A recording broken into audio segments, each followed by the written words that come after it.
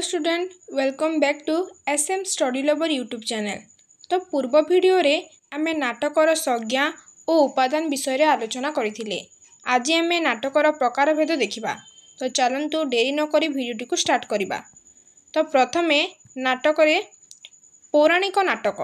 पौराणिक नाटक कौन ना पुराणर विषय वस्तु को आधार करी जो नाटक रचना करा जाई थाए ताहाको पौराणिक नाटक कुहा जाए। रामायण, महाभारत आदि अष्टादश पुराणर पृष्ठभूमि और विषय वस्तु को नहीं रचित नाटक पौराणिक नाटक नाम परिचित। एथिरे भक्तिरस परिवेशित होइथाए। यार संलाप भिन्न स्वादर। संलापर छंदबद्धता याकू मनोरंजक तथा शक्तिशाली करे। भक्ति रसरे दर्शकर चित्तको निर्मजित करिबा उद्देश्य अनेक स्थल रे एथिरे यात्रा परी गीत खंजी दिया जाइथाए। एथिरे देवादेवी चरित्र रूपे अवतीर्ण होइथांती एवं सेमानकठारे अमानुषिकता बा अलौकिकता परिदुष्ट हुए। ए प्रकार नाटक रे कहानी को अक्षुण्ण रखिबाकू चेष्टा कराजिबा सहित नाटकीय कला प्रयोग प्रति दृष्टि दिया जाइथाए। उदाहरण रामशंकर रायंकर कंसबध, कांची कावेरी, कालीचरण पट्टनायकर राम बनवास प्रभृति बहु पौराणिक नाटक ओडिया साहित्य रे गोटे गोटे अमूल्य संपद।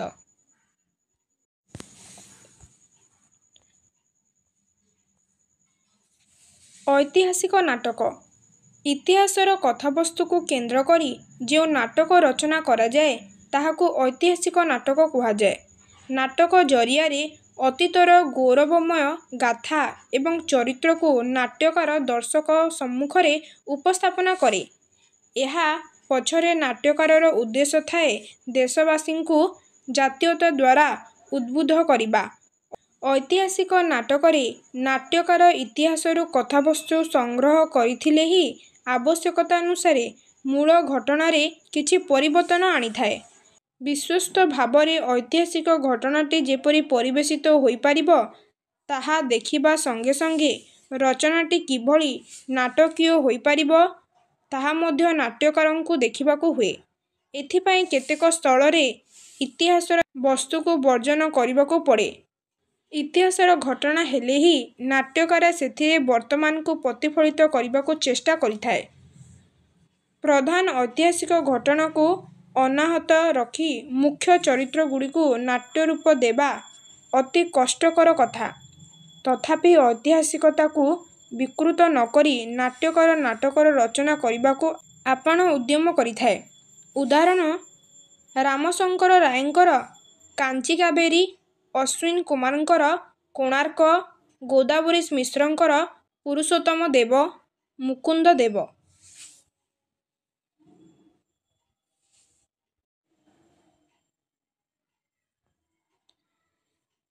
सामाजिक नाटक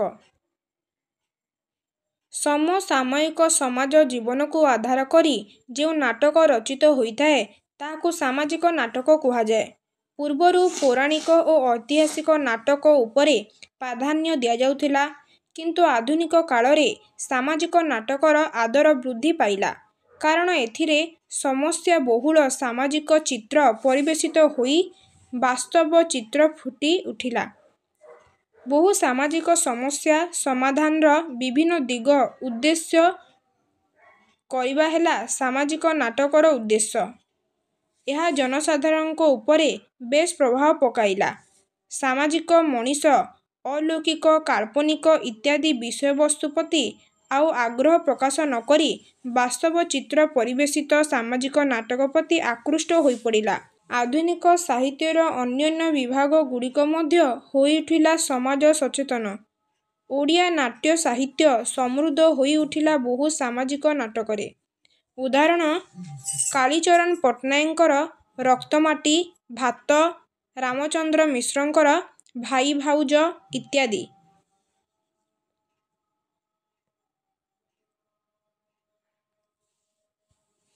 राजनीति नाटक राजनैतिक बा राजनीतिक केंद्र करी जो नाटक लेखा जाए ताहाको राजनैतिक नाटक कुहा जाए। आधुनिक मनीष निज देशर और समग्र विश्वर ରାଜନୀତି ବିଷୟରେ ଜାଣିବାକୁ ଇଚ୍ଛା କରୁଛି। କେତେଜଣ ମଧ୍ୟ ରାଜନୀତି ସହିତ ସମ୍ପୃକ୍ତ ଅଛନ୍ତି। ଏ ପରିପ୍ରେକ୍ଷୀରେ ସାହିତ୍ୟ ଭିତରେ ରାଜନୀତିର ପ୍ରବେଶ ତେଣୁ ସ୍ୱାଭାବିକ ହୋଇପଡ଼ିଛି। ଓଡ଼ିଆ ସାହିତ୍ୟରେ ରାଜନୀତିକ ଚେତନା ସମ୍ବଳିତ କେତେକ ନାଟକ ମଧ୍ୟ ରଚିତ ହୋଇ ବେଶ୍ ସଫଳ ଲାଭ କରିଛି। ଉଦାହରଣ ମନୋରଞ୍ଜନ ଦାସଙ୍କର ଅଗଷ୍ଟ 9 ଏବଂ ବିଜୟ ମିଶ୍ରଙ୍କ ଜଣେ ରାଜା ଥିଲେ ଇତ୍ୟାଦି। କାଳ୍ପନିକ ନାଟକ। ନାଟ୍ୟକାର ନିଜ କଳ୍ପନାରୁ କୌଣସି ଏକ ବିଷୟବସ୍ତୁକୁ ଚୟନ କରି କାଳ୍ପନିକ ନାଟକ ରଚନା କରିଥାଏ। ଏଥିରେ ମୁଖ୍ୟତଃ ସମସାମୟିକ ତଥା ମଣିଷର ଜୀବନଶୈଳୀ ଏସବୁକୁ କାଳ୍ପନିକ ନାଟକ ମାଧ୍ୟମରେ ପ୍ରକାଶ କରିଥାଏ। ଉଦାହରଣ ରଘୁନାଥ ପଣ୍ଡା କାଳବୈଶାଖୀ।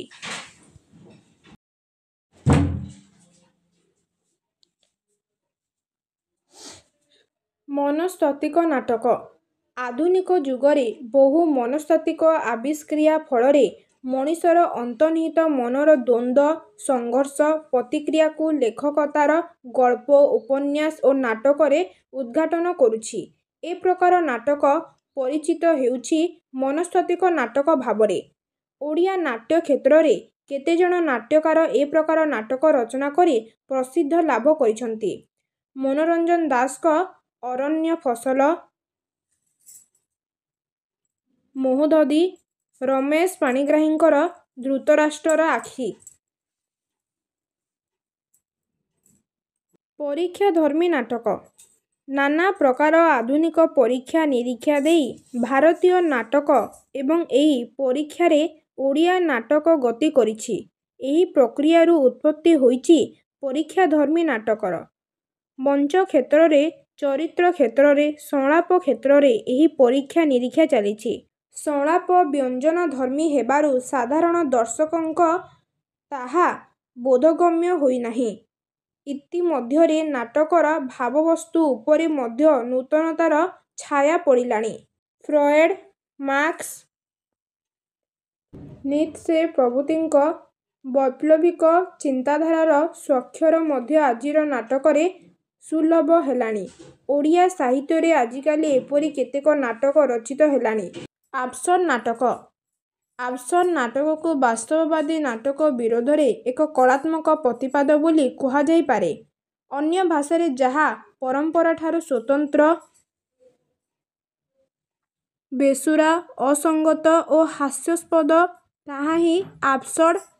ପୂର୍ବରୁ ନାଟକରେ ଦେଖାଯାଉଥିବା ସଙ୍ଗତି, ଅର୍ଥବୋଧ ଓ ସାମଞ୍ଜସ୍ୟକୁ ଆବସର୍ଡ ନାଟକ ଅସ୍ୱୀକାର କଲା। ଏଥିରେ ରହିଲା ନାହିଁ କୌଣସି ପରିକଳ୍ପିତ କଥାବସ୍ତୁ ଓ ଚରିତ୍ରମାନଙ୍କର ନିର୍ଦ୍ଦିଷ୍ଟ ଉଦ୍ଦେଶ୍ୟ। ଆଧୁନିକ ମଣିଷର ସଙ୍ଗୀତହୀନ ଜୀବନ ଏଥିରେ ରୂପ ପାଇଲା। କେତେଜଣ ଓଡ଼ିଆ ନାଟ୍ୟକାର ଆବସର୍ଡ ନାଟକ ରଚନା କରିବାରେ କୃତିତ୍ୱ ହାସଲ କରିଛନ୍ତି। ଏହି ନାଟକଗୁଡ଼ିକ ମଧ୍ୟରେ ମନୋରଞ୍ଜନ ଦାସଙ୍କ ଅରଣ୍ୟ ଫସଲ, ବିଶ୍ୱଜିତ୍ ଦାସଙ୍କର ମୃଗୟା। ତ ପିଲାମାନେ ଏତିକି ଥିଲା ଆମର ନାଟକର ପ୍ରକାରଭେଦ। ତ ୟାକୁ ଭଲ ଭାବରେ ପଢ଼ିବ ଏବଂ ଭିଡ଼ିଓଟି ଭଲ ଲାଗିଥିଲେ ଭିଡ଼ିଓକୁ ନିଶ୍ଚିତ ଭାବରେ ଲାଇକ୍ କରିବ, ସେୟାର କରିବ ଏବଂ ଚ୍ୟାନେଲକୁ ସବସ୍କ୍ରାଇବ୍ କରିବ।